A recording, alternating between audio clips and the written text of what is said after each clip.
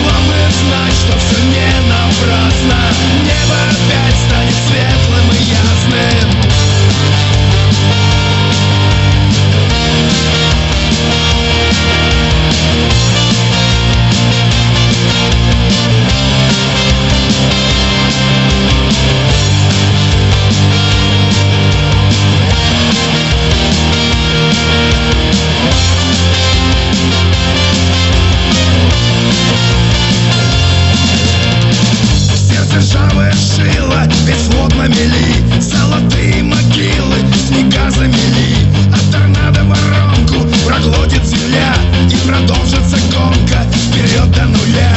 Под капотом взорвется табун лошадей, пожиратель эмоций усталых людей. Куда бы ни ехал, тупик меня ждет, внутри мозга помеха, лететь не дает.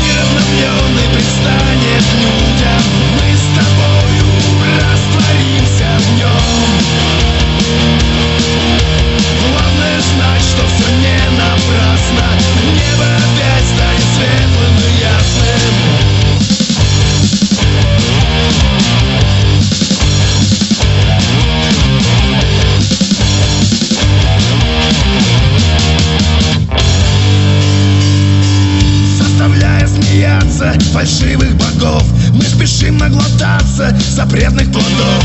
Но в холодной пустыне не снять урожай, без любви все застынет, как не угрожай. Плодородные почвы убит кислотой, мы живем днем и ночью надеждой одной. Соленые слезы прольются дождем, ураганы и грозы мы переживем. На рассвете проливным дождем смоет следы утомленных судеб, мир обновленный предстанет людям. Мы с тобою растворимся в нем. Главное знать, что все не напрасно, небо опять станет светлым и ясным.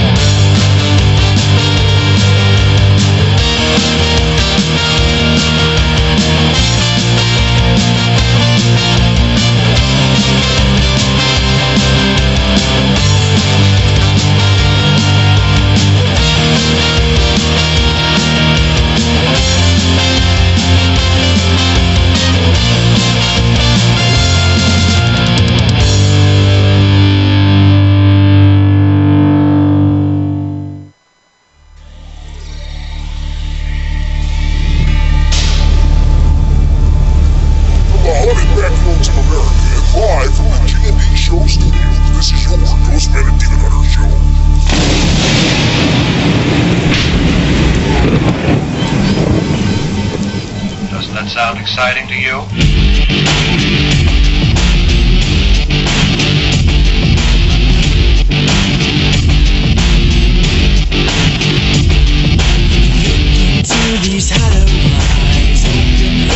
Hey, welcome welcome back to the greatest fans around the world, Shadow Nation, to the one, the only mystifying Oracle Radio. Get ready for it. Wait, your GhostMan&Demon Hunter show, Demon Hunter. Yes, you've taken yourself out again.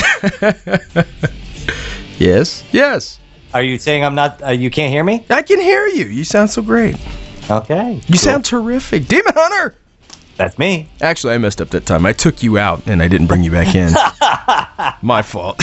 Well, that's like our huge technological problem at the beginning of the show when I didn't have my headphones turned on. It's like Apollo 13 when he says, "Hey, we just had our glitch for this mission, gentlemen."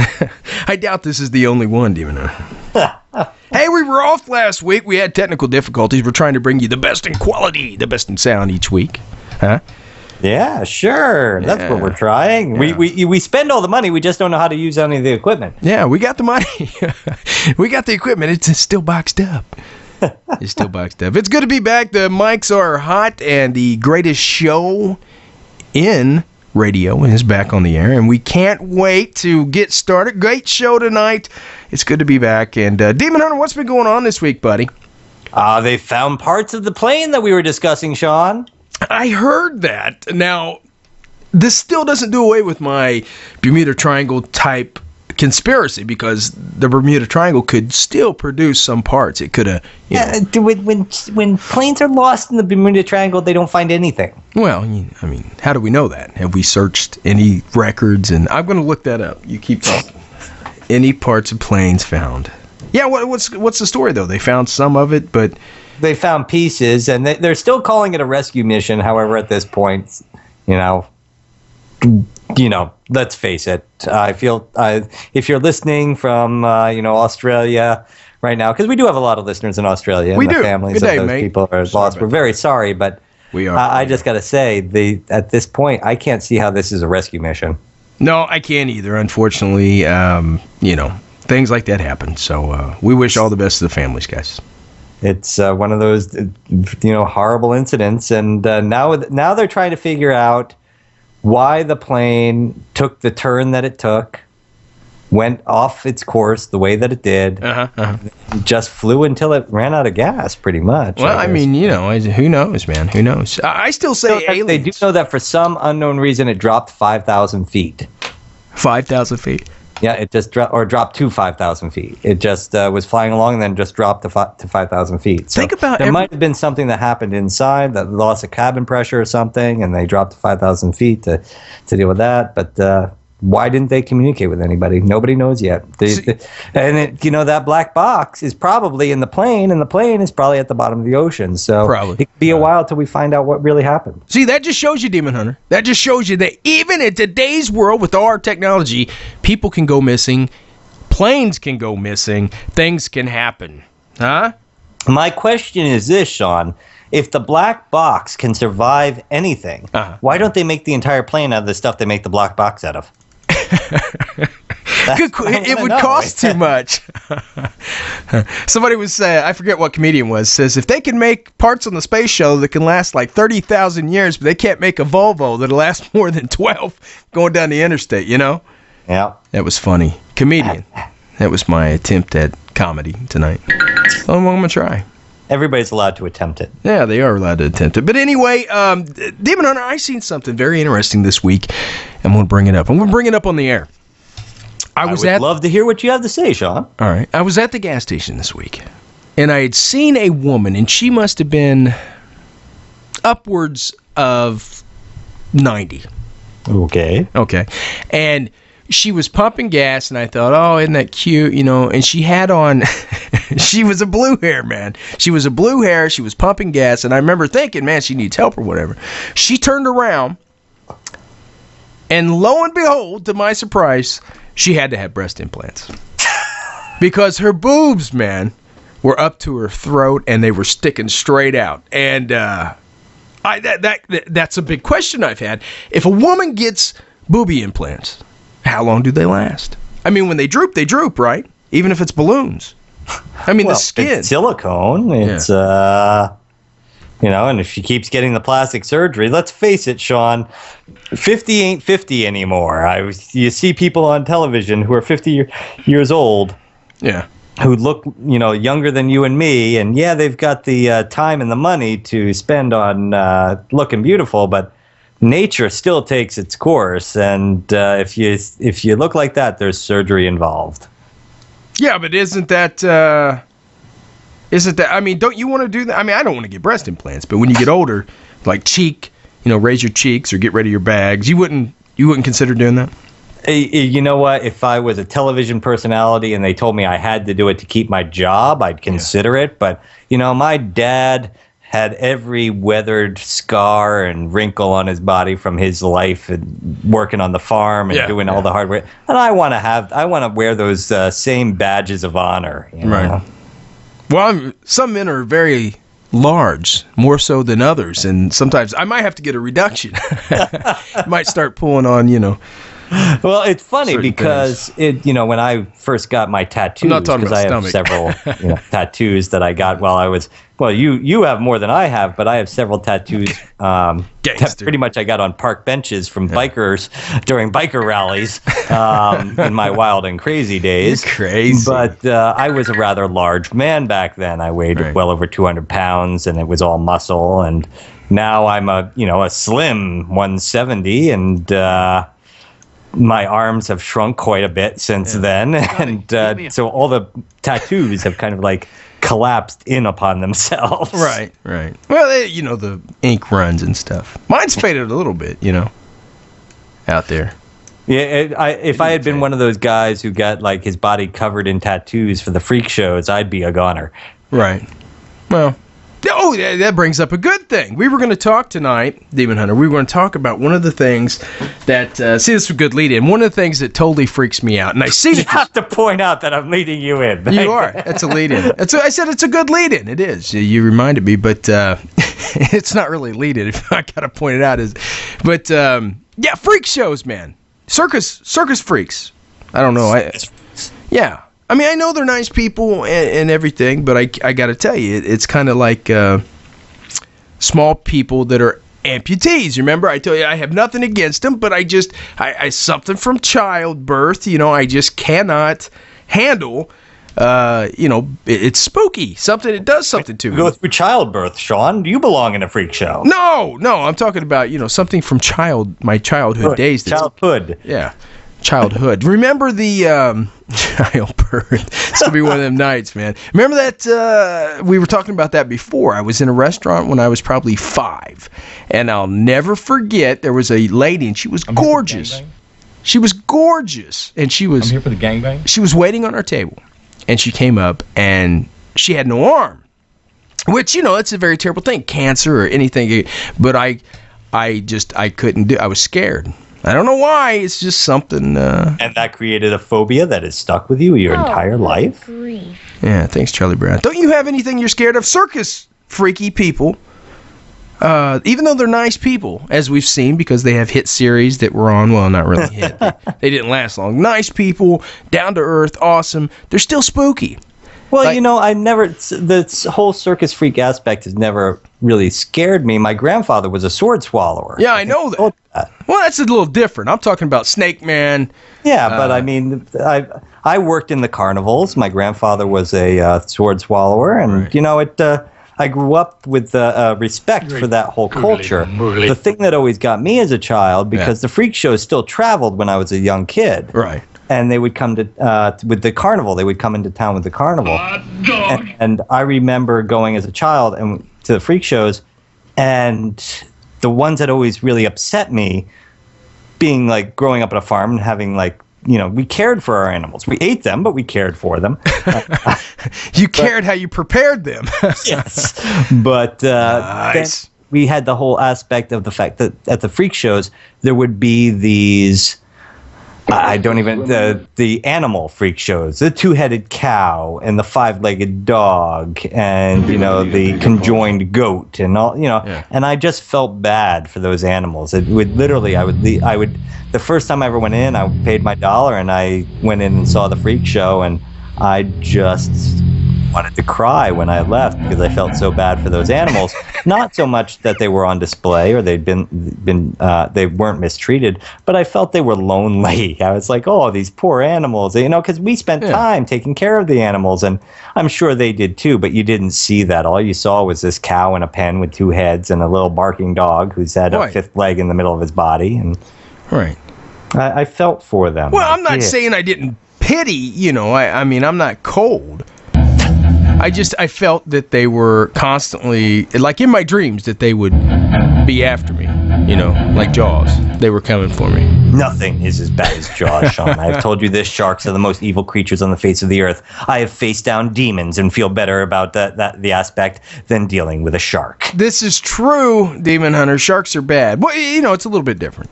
I was saying, if you go to a circus and you're in there at night, these people roam around. You don't know if they have like a community or, I always picture community. I told you. Yeah, well, you did, but I always figured like the fat lady was the like the high priestess, and the people would do her bidding, maybe send out the snake man to eat me in my sleep. I'm sorry. That's what You're totally mistaken, Sean. Well, it's the true. Bearded lady who's the high priestess. Well, see, when I was a kid, I seen that movie, Freaks, classic movie. Remember that? Barely. And they were killing this guy, and he was going, and they had the monkskins going, kill him, kill him, kill him, and it was killing me, man. I was going, oh no. And remember the Karen Black movie with the doll? I want a biggie fries. Yeah, he had that doll. He went, yeah. Remember, I had a chain around it, and she broke the chain. It was a Godzilla doll or something like that, and it was from the Trilogy of Terror with Karen Black. I do remember the Trilogy of Terror. Okay, and she had one of her boyfriends, some dude she was sleeping with, it might have been a one-night stand. Anyway, she made a great impression, so she must have been great in the sack. So he went on a safari or something. Of course, everybody's like Indiana Jones in these movies, and this guy was in wherever, Indonesia, and he gets this little thing that is a doll, and it was called some kind of a voodoo warrior, Zulu warrior doll. And she put it on the table, and she was looking at everything, and it said, do not remove chain. The little doll had a chain around it. It was all freaky looking. You can buy one online. And she put it on the counter, and she took a shower, and the chain broke. And then when she got out, it used to chase her around the house going, yeah. And I used to and it had this little knife, and I mean, it would cut her feet up and her ankles, and she would jump on furniture and stuff. But anyway, I used to have dreams about that too. Freaky, man. I can't imagine how you ever got into the profession that we're now in, Sean. That's true. You have... I don't know. Anyway, Demon Hunter, tonight's band, because we always play the latest, greatest music. Maybe not the latest, but the greatest music. Tonight's band, Distemper. Name of the album, My Underground. From Russia, Demon Hunter. From Russia with Love. That's not the name of the album. The name of the album was My Underground. And they're a Russian band, if you guys might have known. I thought that would be fun. I thought that would be fun. I don't know, Mr. Burris. Last time we had anyone on from Russia, the KGB came knocking on our door. That's true. Special thanks to freemusicarchive.org for the tunes. Licensing by creativecommons.org. Thank you. And thank you to Distemper, Demon Hunter. Yes. What'd you think about that? You thought they were great? Yeah, it kind of, yeah. Really? No, I did enjoy it, but it's one of those things, just like when I don't go watch foreign films because I don't want to read subtitles. Right. It had a good beat. Music, they say, is universal. I found myself, stomping my feet to this song. It's universal, man. It's like love. Love can break any boundaries. Sure, love is universal. That's why we have war. Well, think about it. Universal too, Sean. If you're American, you don't need to know the tunes, the lyrics of the song, so you don't need to understand Russian, okay? Because, like Circus Dead Squirrels, we had them on, right? You don't understand English when it's like that either way, so... Yeah, that's why you were able to enjoy this song more than I was, Sean, because you listen to music that you can't understand the words to begin with. See? So... I learned how to stop listening to the tunes. I did enjoy the music. I'm sure that if I spoke Russian, I would love the song. Berserker! The song. Would you like to make Berserker? Remember that from, what was it? That would be Clerks. Clerks! Ah, you got it. His Russian. What was his name? Sergey. Sing. Rock and roll. Girl thinks sexy. Oh, that's great. Did you like that? Did you like the band, though? I really liked it. I enjoyed the band. I did. All right. Like I said, I just wish I could have understood the words. Okay. Well, hey, my search. Me, man. That's just me. I'm just saying that's me. Hey, my search for the new house. I put it on hold this week. You did? Yeah, it's been about 70 degrees here. Or I'm sorry, it's been about 55, 60 degrees here in Indiana. And I started doing some things around here. I don't know. I don't know if I'm going to be able to find that dream house with the haunted, either a haunted house or a cemetery that's haunted. Yeah, it's tough, you know. Chrissy and I have I've had to agree with her. Basically, she's my wife, so I was made to agree with her that when it's time to move, no haunted houses. We're not moving into a haunted house. Yeah, and that's kind of what Stacy said too. But I figured if I could she said it's bad enough I bring my work home with me. She doesn't want me to make my home my work. Well, I was trying to get a hold of the people from that dollhouse. Remember we had the dollhouse.com people on our show? Very creepy, man. The haunted doll people. Yeah, that was, 6 years ago or 5 years ago. I don't know. But anyway, they came on the show, Demon Hunter. And if you guys don't know dollhouse.com, go check it out. Something like that. HauntedDollhouse.com. Check it out. They have these dolls. They're going to go to dollhouse.com and see like a Barbie dream home. Look up Haunted Dolls. You'll see the website. I don't have the official website here, but they have a video camera on the webpage, and you can actually go there and set for hours and wait to see one of these dolls move. And they do move, but I'm not there. I don't know if they're mechanical or whatever. So I asked the lady, Demon Hunter, if we could get one, because I got you a haunted doll. You did. If we could get another one. Stuff happened the first week that we had it. But. Yeah. A lot of people don't know about that. Tell them what happened.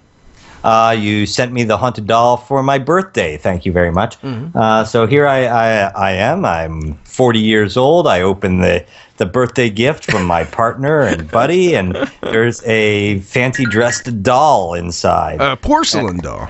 Yes, and inside a little note saying that this doll is haunted, and so we named the doll Jocelyn. Mm-hmm. And put it up on a shelf somewhere, and it started in my bedroom. In my bedroom. Didn't she sleep with me in the guest room? Here now. She's in the studio. She slept with me that night. We started hearing banging on the wall, and then whispers that we couldn't explain. Did you hear whispers? You never told me that. I heard whispers. Couldn't make out what they were saying. And then something crashed, and we went out to find out what it was. Couldn't find it. And then everything just stopped. I guess she got comfortable here, and the haunting stopped. That is very... So would you say the doll that I got you was haunted? I would say that there was something maybe attached to the doll. Now, mind you, my house is very well protected from things coming in or going out or staying here. True. Because of years of working in this business, I've had to set it up to do so. So maybe it was haunted when it got here, and all the protective stuff I have around the house might have quieted it down. Well, I didn't want to bring you a evil doll. The lady assured me. I appreciate that you didn't order me a doll like Chucky that was going to jump up and chase me around the house and go, nah, nah, nah, nah, nah. Protect yourself from Chucky. Huh? Charles, yeah, but I got you that doll. I thought it was really cool, and then I started thinking afterwards, I just got my co-host a doll that could be possessed by Satan. Even though the lady said it was nice, as we know, a lot of people say that evil things, cling to these items and pretend to be good or whatever. Could it have been Satan? It could have been Satan. Speaking of which, Demon Hunter, are you ready? Ghost Man. Tonight's guest. Tell us all about it, Sean. You didn't go dun dun dun. Dun dun dun. See, I'm off. Dun dun dun. Ladies and gentlemen, Shadow Nation, tonight's guest, priest of the Church of Satan, writer, director, and lecturer, Corvis Nocturnum. He's going to talk to us about vampires, zombies, and much, much more as he takes us down the eerie back roads of America with his new book, Eerie America, Tales of the Macabre, Demon Hunter. Tonight's guest, Corvis Nocturnum. Huh? Now, Corvis is not the first member of the Church of Satan we've had on the show, Sean. No, he's not, Demon Hunter. But he was a warlock of the Church of Satan, and he was recently made priest of the Church of Satan. We're having him break that down for us tonight. I'm not sure how that stuff works. Do you get like a promotion, or is it more like a military thing, or? I don't know. Maybe you have to sacrifice more goats. I don't know. He's going to break it down to us tonight. Oh no! Don't go saying that. Remember Say. what Peggy said to us when we made that comment. It's a joke. Anyway, guys, Corvis Nocturnum, vampire zombies, much, much more. He's a writer, director, and lecturer and priest of Church of Satan. Dun, dun, dun. It's a nice guest. Very exciting, Demon Hunter. Always exciting, Mr. Burris. It is. A lot of people talk that we've gotten away from, the old format that we used to have. Guys, we've grown. We do entertainment. We have the big names from Hollywood come on as well. For Scott Wilson, The Walking Dead, Michael Rooker, The Walking Dead, different people from different shows and things that deal with the paranormal. And then we have somebody like Corvis on that's a ghost hunter, like Nathan and I, ghost investigator. And, we have plenty of paranormal people on still, Demon Hunter. I don't understand. I am not knowing. I don't understand this. Well, there's that whole aspect out there of people thinking that you have to follow a certain pattern. And we do follow a pattern. Every week we come on and Sean and I talk about our lives. And then we talk about our guests. And then we talk about the news. And then we talk about, a local legend. And then our favorite TV shows. And then we bring the guest on. That's our pattern. The fact of the matter is, yes, we started the GhostMan&Demon Hunter show. And you can tell by the title, the show was not about the latest and greatest breaking news in the paranormal. It was about why we love the paranormal. And why we love it is because of how it affects our lives. And entertainment is now affected by the paranormal. So we're going to talk about it, and we're going to bring it to you. We're going to do it, man. That's what we do. Back off, man. I'm a scientist. Yes. That's right. Hey, did you hear Ghostbusters? There was a big write-up that they are doing Ghostbusters 3. It has began production. Began? I said began. I'm trying to speak. Egon? Speak nice. Egon. We lost Egon. No, it was Do, Re, Egon. That was great, man. No, they said that it's began production. They begin filming. I don't know if they begin filming. They begin production. Writing. Well, that show was up in the air for so long because they had originally were going to do it, and then they decided they weren't going to do it, so they turned it into a video game. Yeah. Then they decided they wanted to do it, but then they couldn't get certain characters to come back, and then everybody was willing, but they couldn't get it all together. And now, the writer and producer passed away. Right. And Egon passed away, and no, I'm listening. Apparently he found 72 virgins. See? I'm not making any comments there. The sound in the background. That's my favorite soundbite. I'm sure that is your favorite sound. That's the G&D girl. That's our gal. She's always in the background. She's always there for us, Demon Hunter. She's there for you, apparently. She's always there. She's here in studio. I don't know what she's doing back there. I can never see her, though. I can never see her, Demon Hunter. But, but now apparently they want to bring it back with Harold Ramis recently passing away. Yeah, rest in peace. Yeah. Everybody wants back in, and I think that's great. I think that's wonderful. And it's a shame that Egon won't be in it. What can you do? They'll have to have a memorial to him during the show. They will. And it's never going to live up to people's expectations, I don't think. Well, no. I mean, let's face it. We were all excited about Ghostbusters too. And yeah. Just like our show's not for everybody out there. This show, guys, is about the Ghostman&Demon Hunter with guest Demon Hunter. You explain it the best. Explain it to them. It's the same thing about Ghostbusters. They do it, of course, to make money, but they do films because they're artists and they create something. Yeah, right, Demon Hunter? Like I said, this show was never about the paranormal. See? This show was about why we love the paranormal, and that's what we're bringing you. So 7 years on the air, baby. Woohoo! Woohoo! Demon Hunter, Shadow Nation, Ghostman. In the news. Oh. Yeah, it's always hot. It's always fresh. And it's always exciting and freaky and weird. And it starts right now. Ooh. Demon Hunter, first story tonight. Can I take it? Do you mind? Go ahead. Okay, I'm going to do it. Man does C-section on dead porcupine and saves baby. We're really stretching for news this week. Huh? We are. We had to reach far.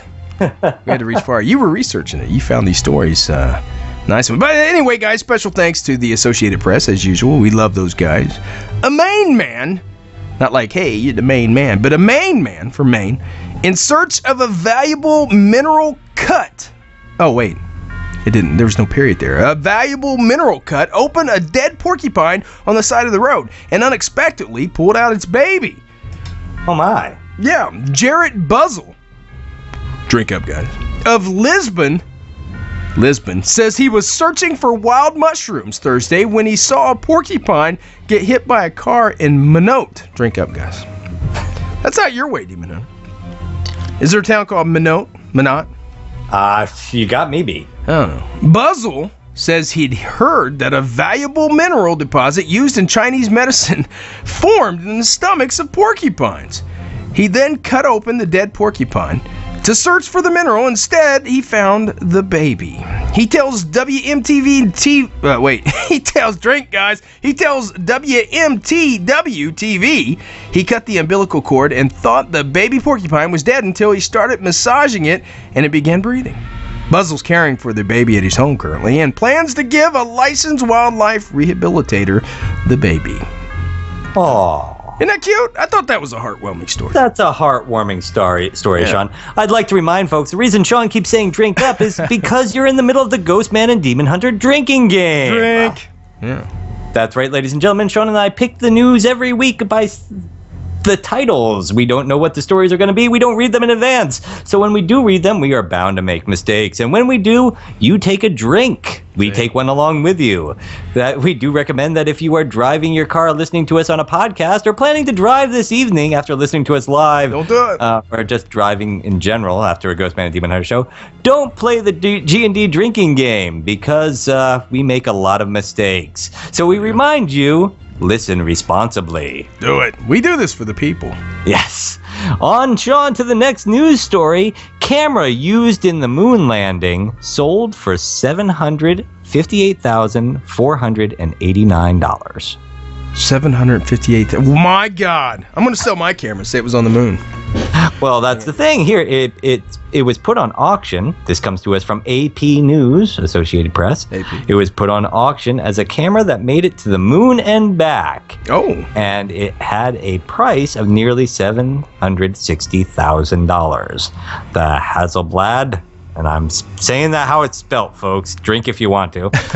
500. You're wrong. Sold over the weekend, is described by the Vienna auctioneers. Say.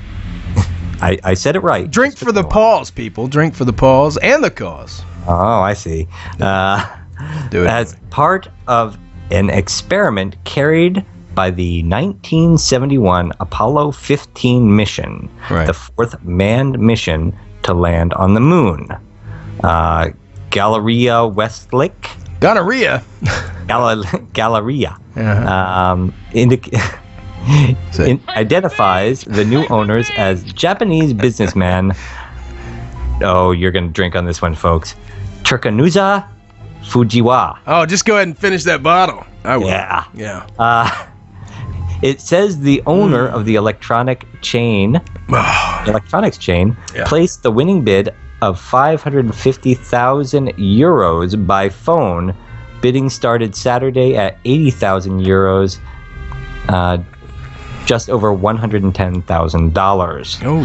The gallery initially described the Hasselblad as the only camera ever brought back from the moon, but later said that it was one of several after some experts questioned the claim. Ooh. And of course, Sean, we have to wonder, how do we really know if it was the only camera on the moon? Because if it was the only camera on the moon, nobody got a picture of it being used. How do we know that we actually landed on the moon? I'm going to go a little bit further. Oh, you're one of those people. I see. Yeah, nobody knows. They say it was done in a warehouse. That we never landed on the moon. I don't know. Are you done with the story?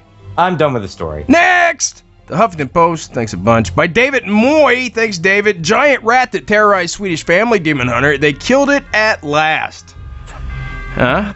Okay, I'm ready. Apparently Swedish is looking for news. The Swedish more than we are. A Swedish family's 3-week nightmare is over. Ratzilla has been killed, Demon Hunter. That's what they call it. Ratzilla. Wasn't that a movie with Michael Jackson? That was Ben, wasn't it? Remember? What? Remember Ben, the huge rat that...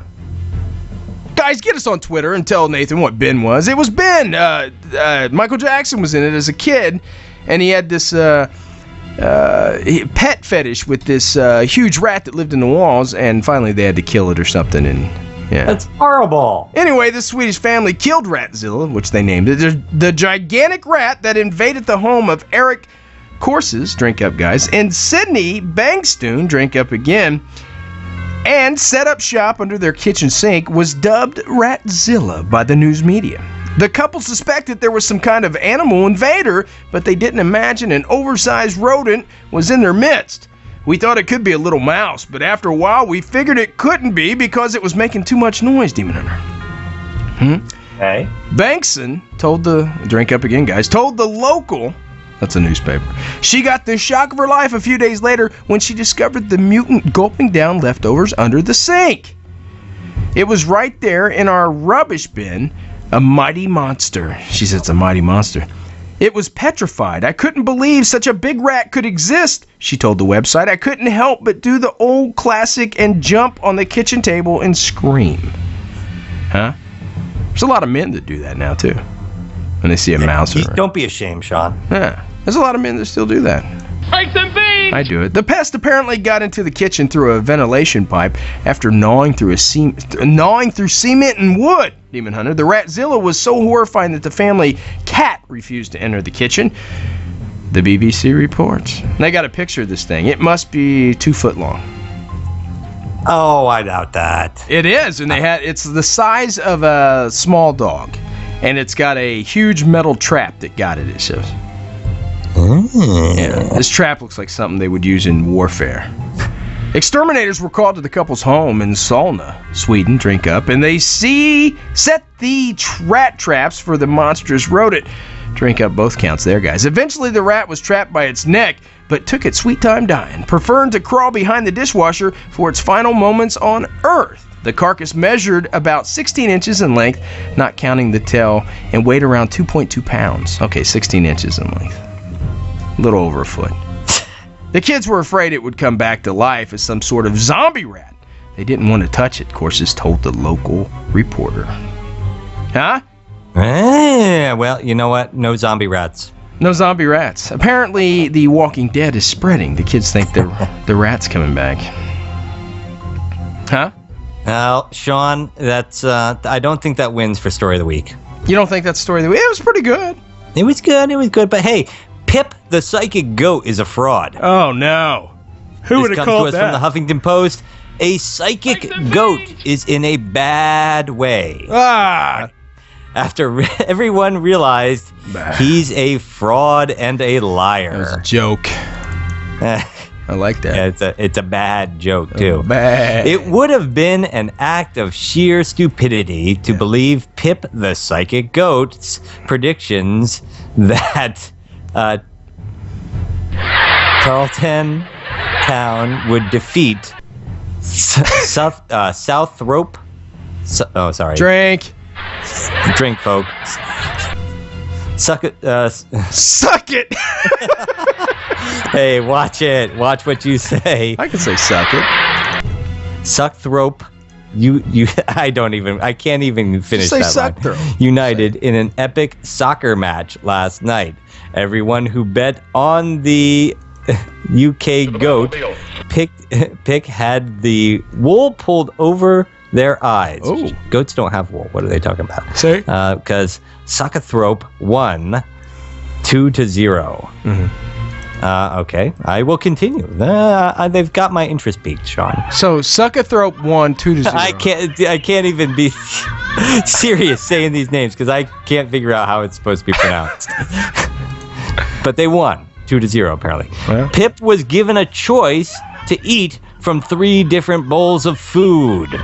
They were labeled Tellingham, Drew, and Suckenthrope. Suckenthrope. The Suckenthrope Telegraph reported. Yeah. Okay, this is like that ape that has picked the Super Bowl every year. Yeah. What was it, Mandy or something? The folks at Cotsworth Farm Park. Hey, the ape did better than we did, remember? Yeah, I know he did. Who were training Pip, hoped he'd enjoy some success as Paul the octopus. Hope he'd blah blah blah blah blah blah. Hope he'd enjoy the same success as Paul the octopus, who is currently predicted the results of 7 of Germany's games in 2010 and in the 2010 World Cup. Just get drunk, guys. Whatever you got in front of you. Yeah, Paul died after the predictions. He was only 2. So Paul the octopus is dead now, Sean. I got that. You got that? How long does an octopus live? I imagine they live older than 2. I don't know. Hey, Demon Hunter, the next story leading into our next you don't want to hear how Pip finished out? Oh, I thought you just said he was dead. Usually that's the end. No, Paul the octopus is dead. Oh, the puss. Pip, apparently the octopus actually picked the games and then died. So we know what happens to like animals who can make predictions. This is a great story, Demon Hunter. Pip is off to a rough start. Just drink everything you got, folks. Slam it. Perhaps overseas are calling for the return of Paul after Pip's epic blunder. Papers overseas are. You know what, folks? Just drink the whole bottle in front of you, and unless it's like a 2-liter one, I don't want to get arrested for causing alcohol poisoning. You ain't working. But we know some shoo-ins who can replace Paul, unlike Pip. There's a teddy bear. You know what, folks? I just don't even know where to go with this because it's ridiculous. Let's go on to the next one. Inconceivable! That was a great story, Demon Hunter. Moving on. I tried, man. You did. Hey. It was Pip, Paul, Poser. Say that 3 times. Pip, Paul, Poser. Pip, Paul, Poser. Pip, Paul, Poser. Say I missed it. And Scutherthrope or whatever it is. Scufferthrope. Big bug. Let's see. The next one. Big bug. These are brains. They're going into a beer. Any questions? Yes. Who would do this? Who would do this? These are brains. They're going into a beer. Any questions? Asked the Huffington Post. You ready for this, Demon Hunter? I'm always ready. It's Friday. Happy hour beckons. You'd be forgiven for having booze on the brain, but at Dock Street Brewing Company in Philadelphia lately, it's less about the booze and more about the brains. As in brains. That's my zombie, then. The surprising new ingredient for zombie-themed beer, brewed in honor of The Walking Dead. A post-apocalyptic zombie show on the AMC, the beer named The Walker, I gotta get some of this, Walker is all its name, uses smoked goat brains. To add what the brewers say are intriguing, subtle smoke notes. Anytime they put something weird in food and refer to it as intriguing, I am less apt to try it. That's nasty. Intriguing. Goat brains, guys. It's called The Walker. Call it delicious, I might try it. Call it intriguing, I'm like, no. It's called The Walker. You can get that. From the Dock, D-O-C-K Street Brewing Company. We might have to get that and put it on the shelf in the studio. Huh? Anyway, it's called The Walker. It's called Walker. He uses smoked goat brains, guys. I didn't stutter. I just repeated myself. To add what the brewers are saying, intriguing, subtle smoke notes. Lest the drinker forget, they're imbibing, drink up, guys, brains. Brewers also pitch cranberries to the brew for a color they describe as sinister and bloody. Huh? Oh, man. And they actually show a picture here, guys, of brains. See, I can't do it, Sean. I can't drink it. I can't. You got I can't to. stand when people put fruit in my beer. Forget it. Well, let's get 2 on the G&D show, and we'll chug it. I'll send you one. You send me one. And we'll chug it as fast as we can. We'll actually put it on the webcam. How about that? We'll put the video up. See if you vomit. They actually got a Bud Light commercial below this. Let me finish it. This isn't an ill-timed April Fool's joke, Demon Hunter. These are goat brains, and they're about to be smoked and added to the Walker brew. In a pun-filled release on Facebook, Doc Street says the American Pale Stout is the brainchild of head brewer Justin Lowe and Representative Sasha Sertoware. Drink up, guys. In true Walker fashion, the release adds, "Don't be surprised if its head doesn't hang around forever." The beer, that's two. That's two jokes that they put out there. Oh, good grief. Yeah, like ours. The beer is actually really good, Sertoware drink, told Philly.com, seeking to sway potentially headstrong drinkers. Walker will be available, Demon Hunter, at the brewery on the evening of Sunday, March 30th to coincide with the season finale of the show. That's tonight, buddy. For diehard fans, seems like a no-brainer. That's three! That's three. Oh, good grief. Thank you, Charlie. That's what he says about our jokes. Demon Hunter, that is in the news. Thank God it's over. Yeah, thank God. Moving right along to our next segment at 7:50. Yeah. Shadow Nation! Newcomers, welcome. Our next segment is a G&D show original, which means me and Nathan came up with it. G&D, because we're the GhostMan&Demon. It's a G&D original segment where we scour the Earth, not the universe yet, but the Earth, looking each week for a new legend, an outstanding legend, and take you down the haunted back roads of America in search of these legends to find out real, mysterious, or phony. This week's legend, Demon Hunter, is the Superstition Mountains. Oh, it's a good one. It's a place you always want to go to. I want to go to the Superstition Mountains so badly. See? That's what I'm trying to tell you. That's right, folks. Sean and I are going to talk to you right now about what is one of my favorite legends, and one that he and I are going to go check out. We just have to. We got to do it. The Superstition Mountains, Superstition Wilderness, they're not actually mountains, Sean. They're more like hills, and they've got some buttes, but it's filled with all sorts of great legends. There's decapitated bodies. There's the lost Dutchman mine, and there is an angry thunder god. Oh, Thor. No, more like Dances with Thor. Dances with Wolves, Thor. I got you. I got it. I made the connection. But there. the mountain range covers a part of Arizona, and I believe it's considered part of the Phoenix area. And if you actually travel to the Superstition Mountains, I understand there is a small town nearby that's a bit of a tourist trap, similar to, I guess, if you went to south of the border on your way from New England to Florida. However, the park itself, the Lost Dutchman Mine Park, is beautiful. And that's what I heard. As we can tell by the name, there are people constantly looking for the Lost Dutchman Mine. What is the Lost Dutchman Mine? Well, the Lost Dutchman Mine is probably one of the nation's most, fruitful gold mines that was named after a German immigrant, German. Is German, who... Oh, good grief. I believe his name was Jacob Walt. But he was one of the owners of the mine. Everybody who's owned the mine has died or been lost in some mysterious, horrible way. And in fact, the last owner of the mine, his entire group of men who were mining the mine itself were all slaughtered by Indians. Did our buddy Patrick go there?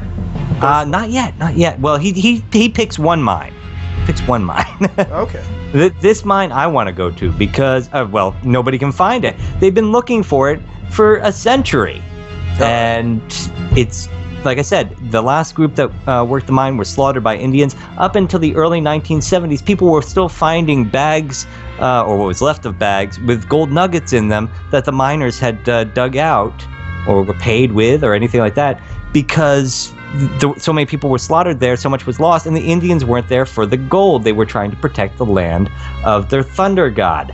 The actual mine itself, like I said, missing, but so many people have gone out looking for it over the years that dozens of people have been lost in the hills. Oh my God. Some of them were found with their bodies, but not their heads. See? That's why you don't go looking for mounds. As recently as 2012, maybe even last year, I do recall hearing about something about it last year, groups of hikers would go into the to the park itself and just vanish. Oh, So, and you want us again, to go Sean, there? one of my favorite locations. Of course, some people say that the decapitated bodies were brought about by the Thunder God, annoyed that people were desecrating sacred land.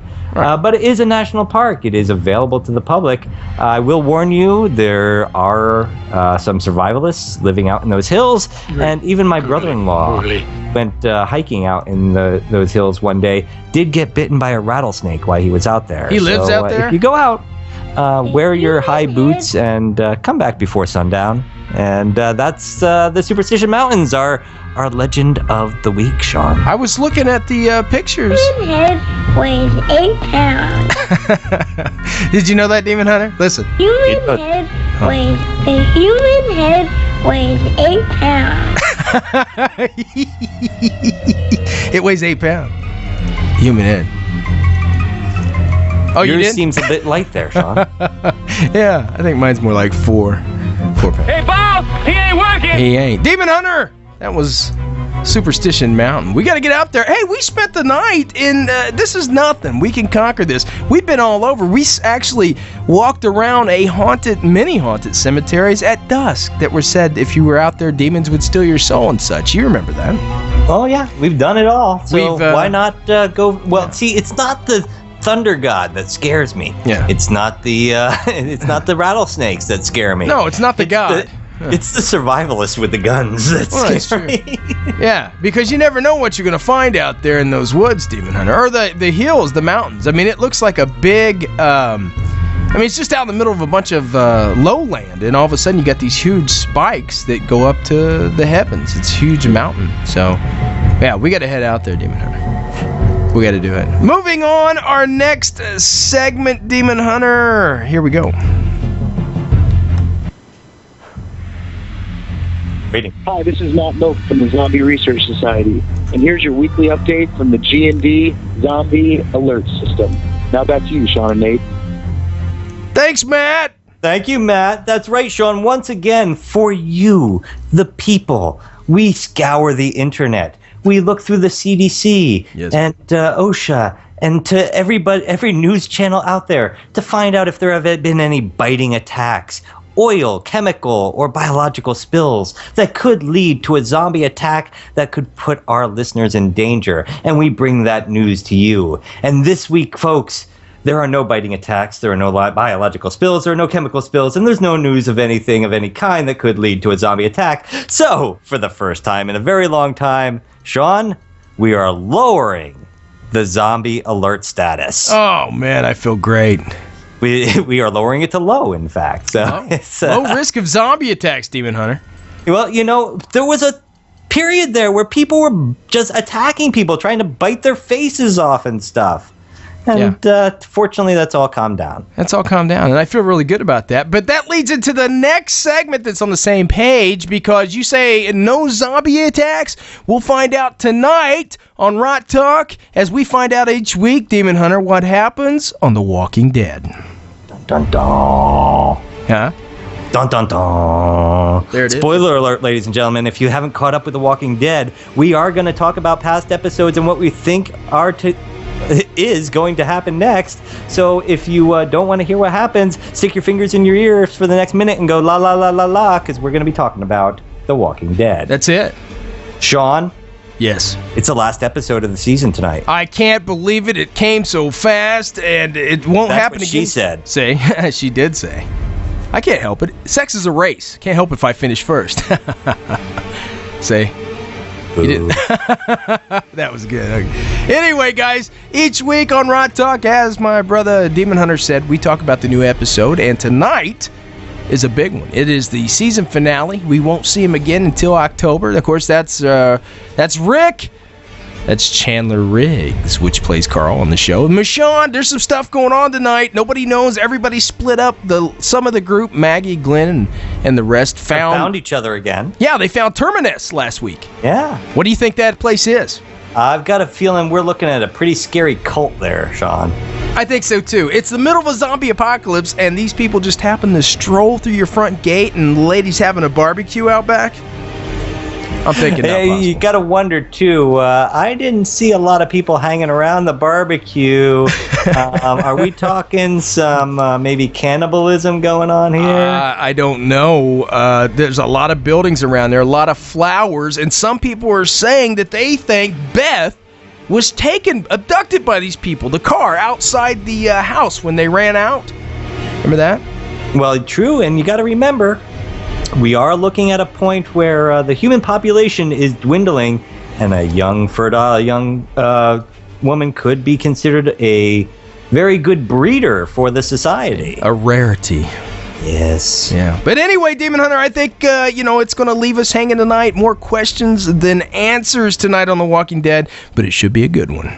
Well, I do, like I said, I believe that we're going to see, we know we're going to see a battle between Daryl's new group and Rick and Michonne and Carl. I think Rick is going to get separated from his son, and that would he's just going to lose everything at that point. And will he fall apart or will he go haywire? Well, Rick has a tendency to fall apart.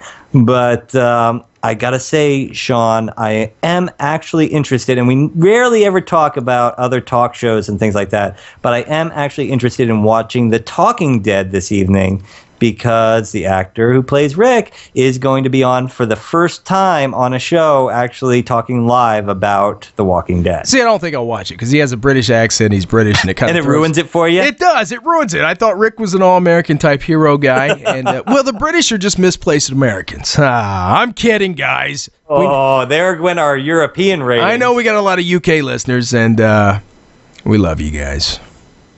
Huh? Demon Hunter, tonight's guest.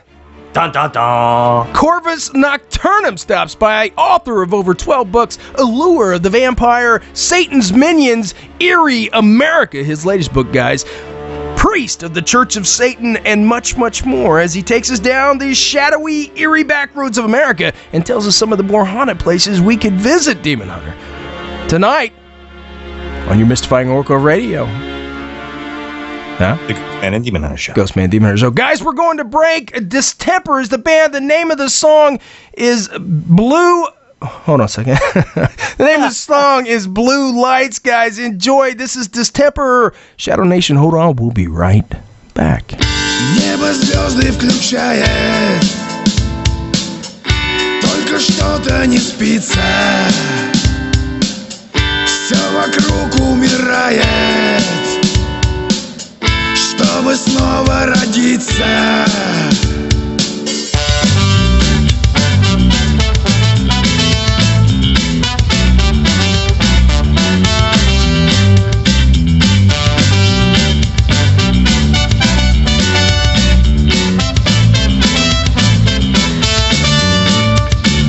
Тысячи военных объектов вычеркнут новейшие карты. Вырастут цветы и деревья во дворах заброшенных фабрик. Высохнут кровавые реки, нефть заменит топливом мирным. Войны прекратятся навеки, и бездомный пес станет мирным. Может быть, тогда будет лучше этот мир. Чистая вода, города без черных дыр. Может, в тот же час небо пальцем надави, выльются на нас потоки счастья и любви. Может быть, тогда будет нечего делить, и про холода можно навсегда забыть. Может быть, тогда на другой конец земли отвезут меня волшебных странствий кораблей. Каждый виновен, что мир так устроен. Каждый обязан видеть заразу.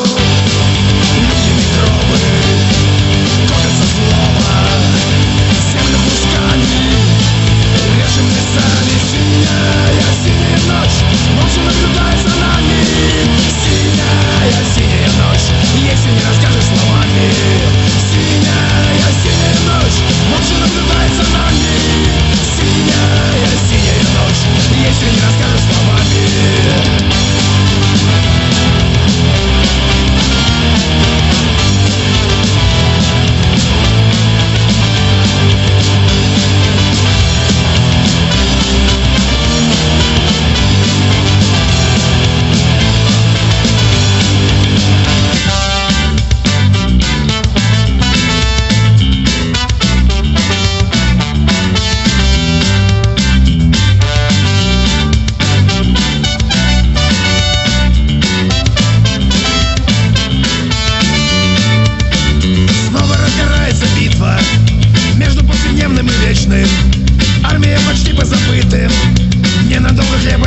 вечер.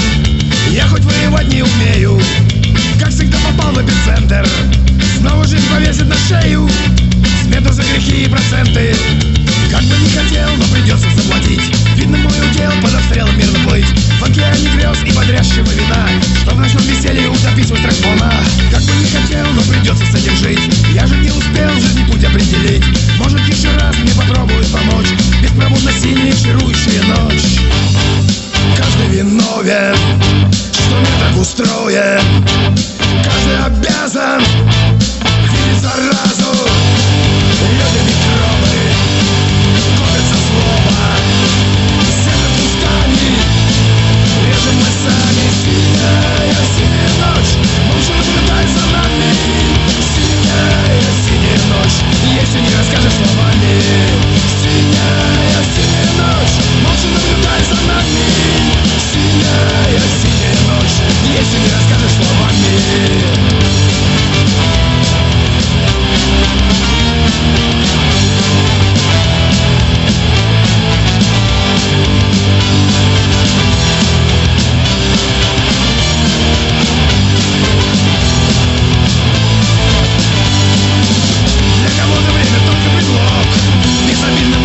Опасно, неизбежно истекающий срок. Совершение надежды напрасной. Просто новый тюбик просто зубной. И полностью другой образ жизни. Приближение мечты неземной. Долгий поиск выдающейся мысли, но почти всегда глубокий контраст между счастьем и подлой изменой. Как обычно будет тот, кто раз из любого пепла выбраться белым. К сожалению, найдутся и те, кто всегда измажет белой грязью. Как сберечь себе в такой суете? Как не встретиться с какой-нибудь мразью?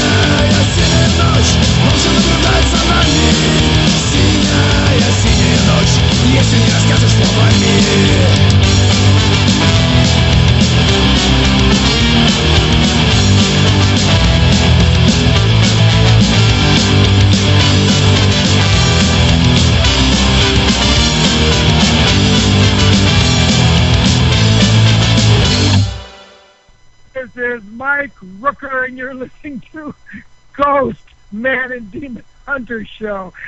Enjoy yourselves. Oh, my God.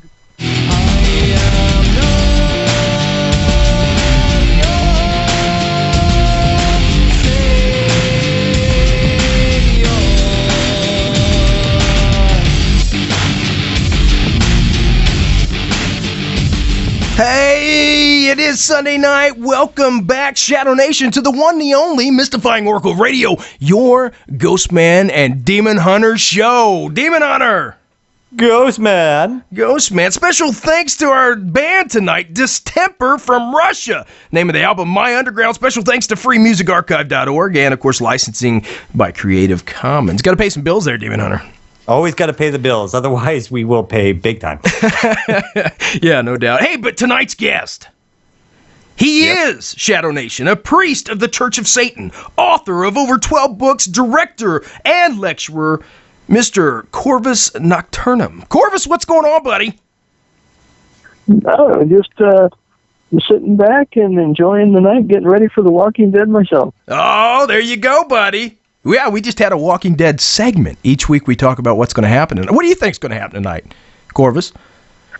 I'm with you guys. I don't think that Mrs. Creepy Happy Hippie at Terminus is all that she appears to be. I think she's trying to lure people in to put them in a stew pot. See, that's what I thought. Everybody I was at work, and they said that they thought that was Beth on the grill back there.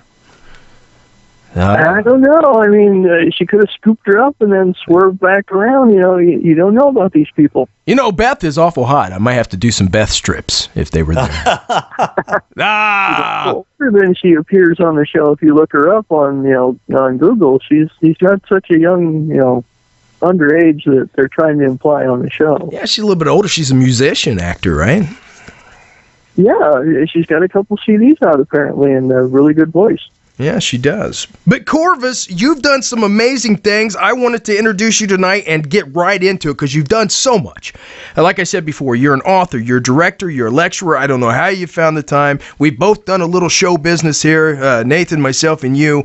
Let's start with the Church of Satan, the priest of the Church of Satan. Recently, you were made priest, right? What's middle of last year. It's been quite an unusual ride for me.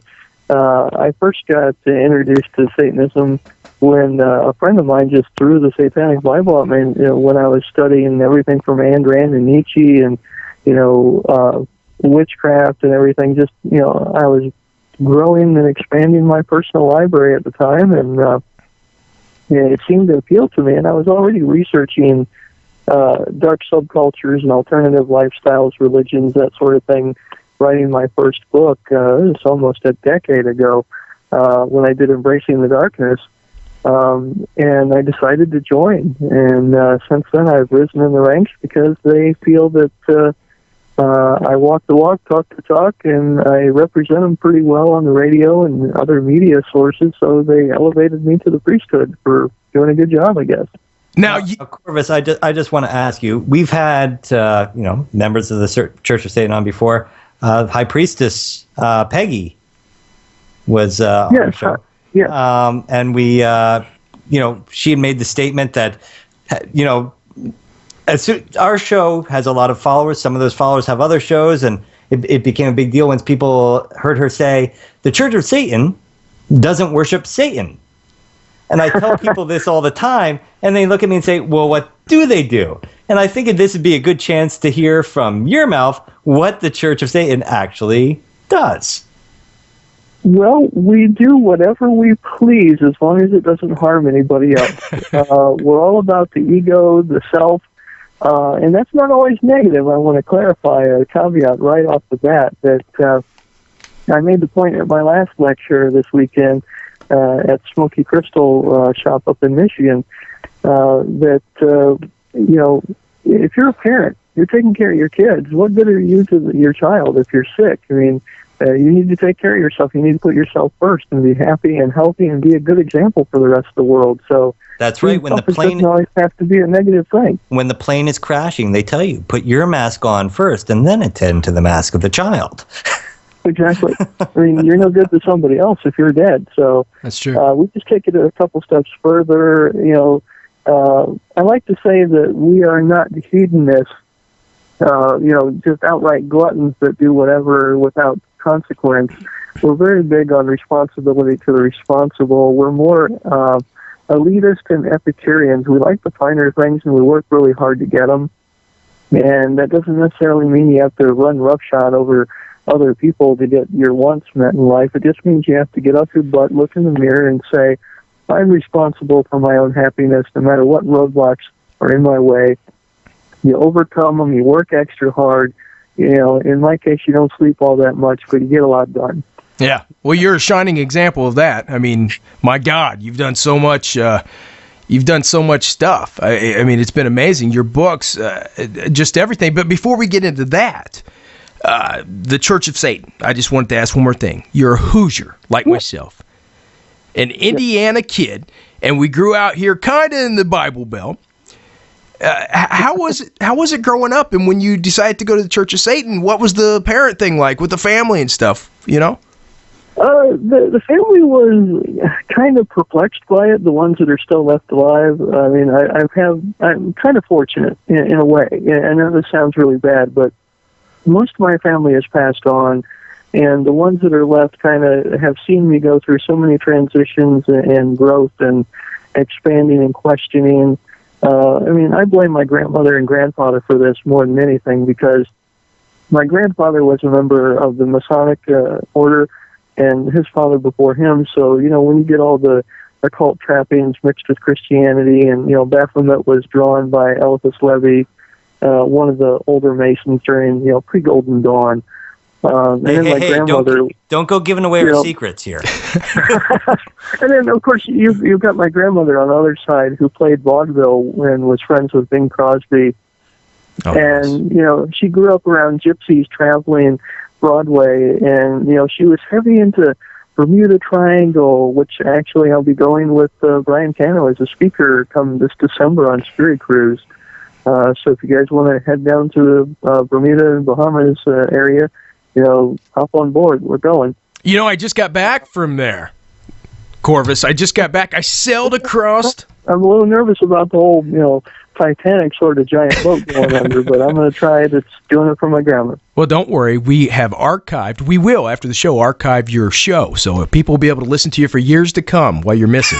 It'll be a big selling point for us, Every year after the ship goes down, we'll say, and tonight we'll be playing in honor the Corvis Nocturnum Memorial Show. It's Oh, that's great. Well, I want to be remembered. That's why I do as much as I do. But Corvis, one of my greatest magazines that I love, I know, America knows, Penthouse Forum, interviewed you because you're so into the vampire with books like Allure the Vampire and many more on that subject.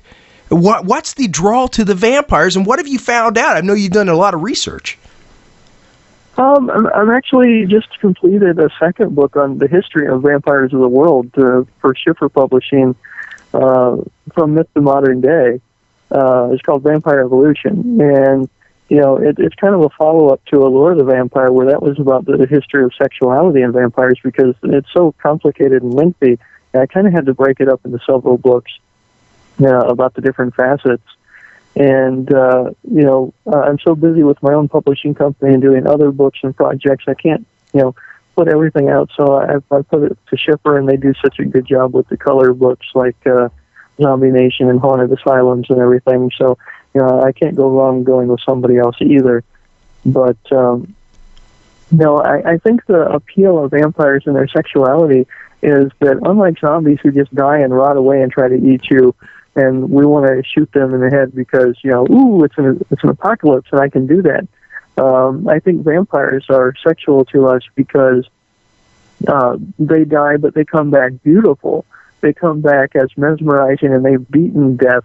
Even though they're technically dead, they still, look and act and behave like us, but they'll always be charming and seductive and, at the prime of their lives, depending on how old they were, they were turned, depending on what folklore that you're applying to the case. But as a general rule, I think that's the big difference between the zombie and the vampire, is we are drawn to the vampire more for its sexuality and its power and its charisma than anything else. And of course, you have those sick people out there that say, "Hey, that zombie girl looks pretty hot." But that's their thing. Well, she does. Well, and I can assume that we looking into it, going back to the traditional role of the vampire versus the traditional role of the zombie, vampirism, even if you were mesmerized or you were taken by force, in the end you had to choose to be a vampire, where you had to accept it, where in voodoo lore especially, the zombie is something that was done to you. It's for the most part. I mean, different countries like Hungarian and Yugoslavian, Old Russia, a lot of their myths and legends of pre-1400s, they were saying that if you were an immoral human being when you died, or if you committed suicide, you were buried at the crossroads, or something along those lines, you may be forced to come back as one of the undead. But, I made the point in both books to say that the early vampires, the Nosferatu, and before them, the more Rembrandt's sort of creatures, they bore such a close resemblance to both creatures that it was very hard to tell them apart.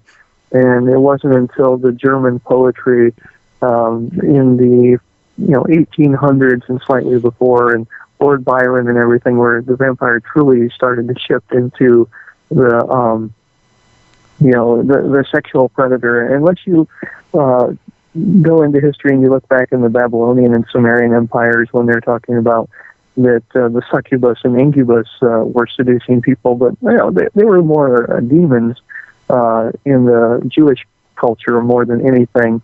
But there are definitely some traces between the succubus and Lilith, and using that type of mythology and religion to bring it forward to our modern day vampire. Because you have the Crypt Keeper in the Bordello of Blood, and that hot redhead was Lilith, and she was the mother of all vampires. So Smoking. A lot of the stories really change things up here and there. It depends on the author, it depends on the folklorist and the researcher.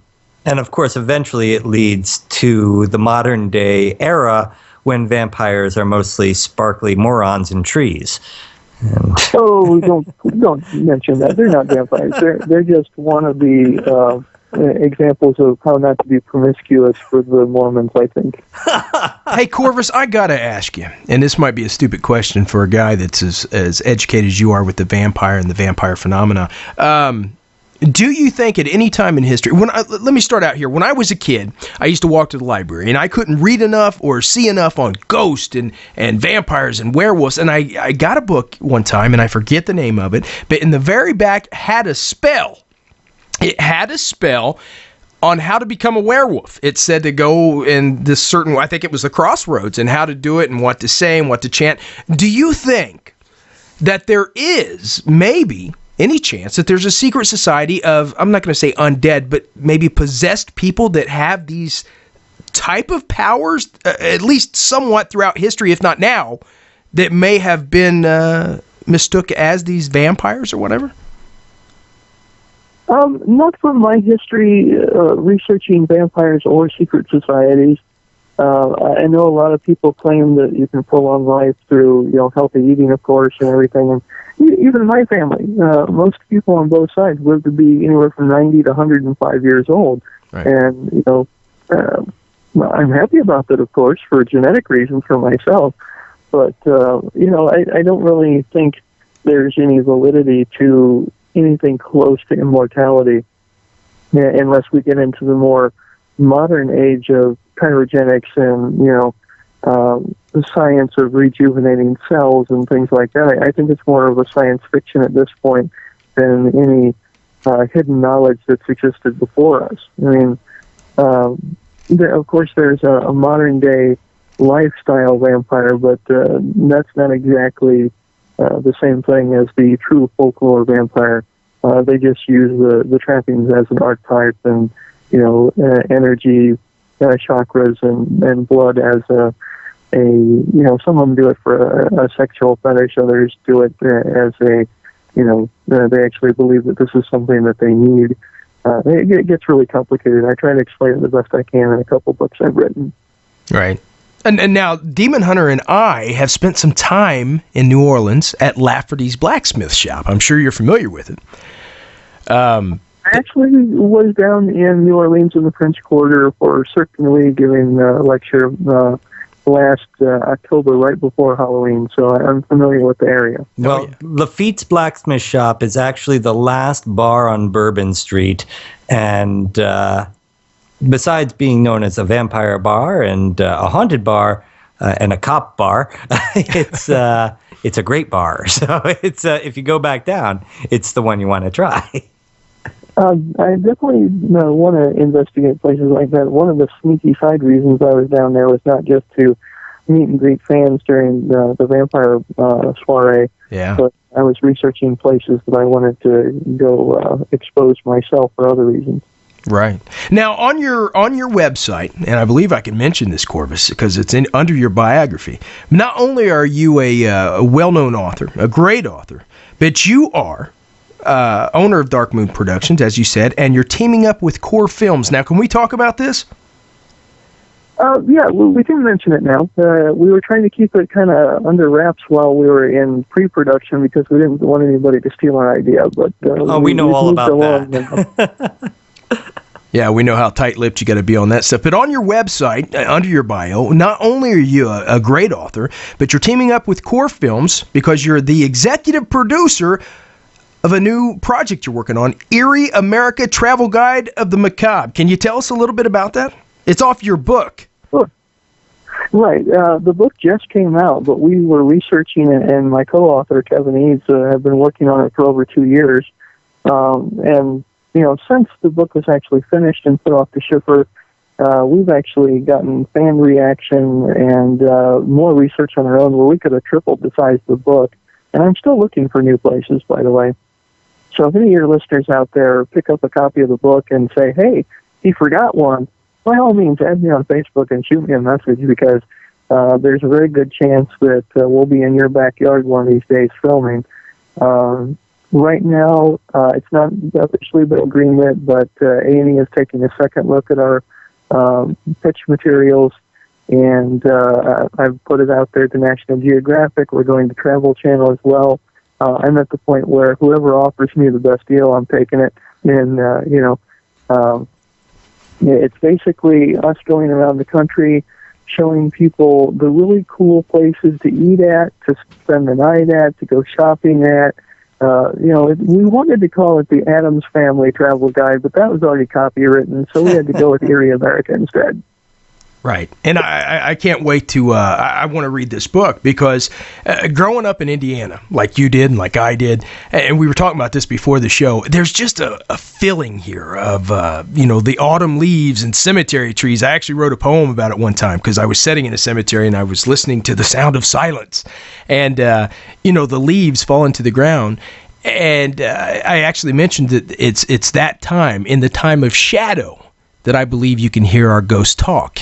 And, you capture that with some of your books. And you can tell that you're a Hoosier, because I think this is the only place on the planet that it inspires that, right? Like in October here and stuff like that.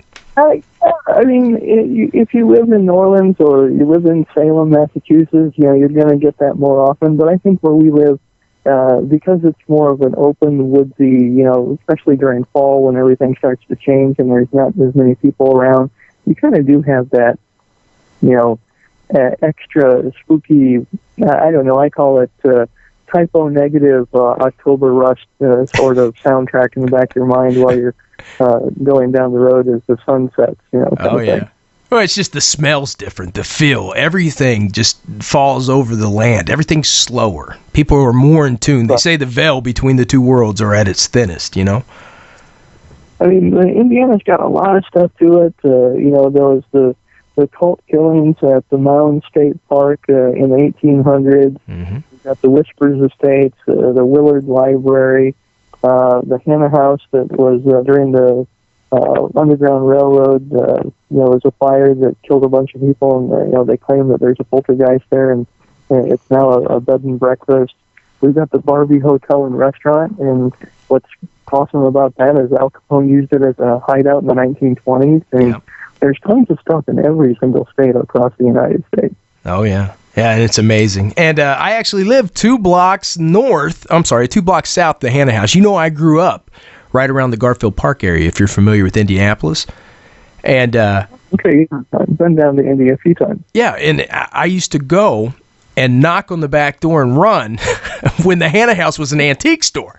And on Halloween, we would go back there and knock and run. And I remember the old lady screaming at us that owned the antique store. And, of course, I met Pam and the caretakers now.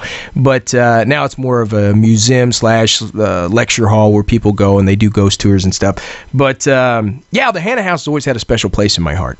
And that's one of the things with Eerie America and things of that nature. You can take people, even if they've never been there before or maybe never get there, you take them there through your stories. That's one of my goals, because I've seen different smatterings of these places on a few TV shows or a documentary now and then, but nobody's ever done the full scope of the whole country and, the places that would be a travel guide, for everything, even where to eat and where to shop at. And when we filmed the sizzle reel to try to make a pilot, we went to the Great Escape restaurant, and it was an old prison, one of the oldest ones in the country, and they used iron bars as decor. The walls were still the same. It definitely had a creepy vibe to it, and we enjoyed the food. It was a 5-star place. But, before we even went there, what inspired the book in the first place is I went to the Mutter Museum and drove past the East State Penitentiary. I took the tour at the Muter, which is kind of a really creepy but cool scientific history place where they have the soap lady and the two conjoined twins that were circus performers. They have their bust in there, and they've got the world's largest skull collection and a giant statue that's like 8 feet tall. It was really bizarre and creepy, and I was thinking to myself, there's got to be more places like this out there to see. And somebody in the audience, behind me in the tour was talking about how they went to the Edgar Allan Poe Museum, and next they want to go see, the places that inspired H.P. Lovecraft to write his Dark Twisted Tales. And the light bulb just went off in my head, and I thought, another book to write. And, it got so big, I had to bring in a co-author, and then when I talked to the people in the city of Salem, the museum out there, the lady was asking me about bringing my crew down, and another light bulb went off, and I thought, okay, let's turn this book into a TV show.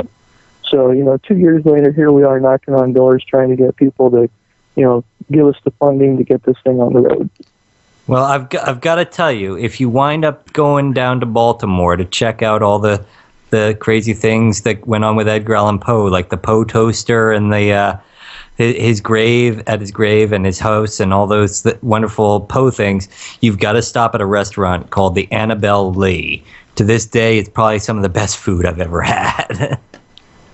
It's a Poe-inspired restaurant, and it's a tavern. It really is just a tavern, but the food they serve is 5-star. It's incredible. Well, that's great, because one of the things we want to do at the very end of each program is rate the places that we've been to give people, real value. If they want to follow along with us, if they want to use the shows as an inspiration to go there themselves, that's part of what we're doing it for. And the rest is just to educate and treat people along the way if they don't have the means to go there themselves. I mean, this is the kind of thing I would watch. When I'm going to different horror and paranormal conventions, talking to people, getting them interested in it, I bump into Cleve Hall, who is Sci-Fi Channel's special effects creator on his own show called Monster Man, and he was eavesdropping. He turned around and he said, "Hey, I would watch that show." I'm talking to some fellow travelers and TV people who are in the paranormal, and they're like, we get tired of watching our own type of shows. We tune into this because it's not a ghost show. Right. I never stopped to think about that the paranormal people would tune in for this because it's like a cop not wanting to watch cops when they get off work. They want to constantly see the same thing.